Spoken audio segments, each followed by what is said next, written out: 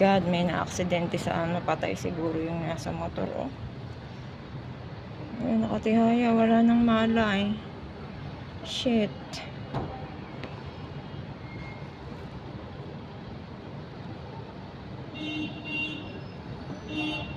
Ay, Diyos ko po. Sana wag siyang mamatay.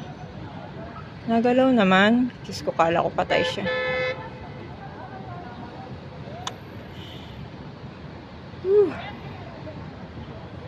Buhay siya, nagalaw lang. Parang ano lang, napatiwarik.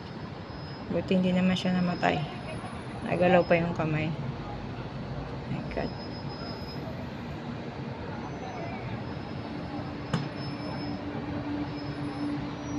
Lord, nawa hindi siya na-injury masyado. Makalakad pa siya. Kawawa naman siya. Parang nagtatrabaho lang siya eh. Parang lalamove.